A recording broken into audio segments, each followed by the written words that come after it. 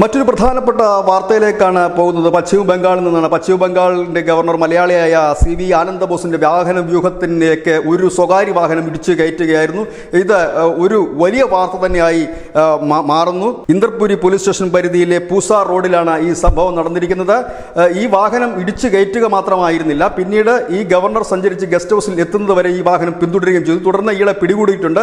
ഇപ്പോൾ അന്വേഷണ ഏജൻസികൾ ഇയാളെ ചോദ്യം ചെയ്തു വരുന്നു. ഇതൊരു ഗുരുതരമായ ഒരു സുരക്ഷാ വീഴ്ച എന്ന് തന്നെ പറയേണ്ടി വരും. ഇന്നലെ അദ്ദേഹം പങ്കെടുത്തൊരു പ്രധാന പരിപാടി തന്നെ സ്ത്രീകൾ കൂട്ട മാനഭംഗത്തിനിരയായ പശ്ചിമ ബംഗാളിലെ സന്ദേശ് ഖാലി ആയിരുന്നു. സന്ദേശ് ഖാലി സന്ദർശിച്ചതിന് ശേഷം അദ്ദേഹം മടങ്ങുമ്പോഴാണ് അദ്ദേഹത്തിൻ്റെ വാഹന വ്യൂഹത്തിൻ്റെ ഇടയിലേക്ക് ഈ സ്വകാര്യ വാഹനം ഇടിച്ചു കയറ്റിയത്. ഒരു സ്വകാര്യ ടാക്സിയാണ് എന്നാണ് അറിയാൻ കഴിയുന്നത്. ഏതായാലും അന്വേഷണ ഏജൻസി ഇയാളെ കൂടുതൽ ചോദ്യം ചെയ്തു വരുന്നു. ഇനി ഈ സന്ദേശ് ഖാലിയിലേക്ക് ഗവർണർ എത്തിയതിൽ പ്രതിഷേധിച്ചിലെ പ്രകോപിതനായ തൃണമൂൽ കോൺഗ്രസിൻ്റെ ആരെങ്കിലുമാണോ അതോ ഇനി മറ്റുദ്ദേശങ്ങൾ എന്തെങ്കിലും ഉണ്ടോ എന്നറിയില്ല. ഏതായാലും ഒരു വലിയ വാർത്ത തന്നെ എന്ന് പറയേണ്ടി വരും. പ്രത്യേകിച്ച് നമ്മുടെ മലയാളി കൂടിയാണ് അവിടുത്തെ ഗവർണർ എന്ന അർത്ഥത്തിൽ. News desk news India Malayalam.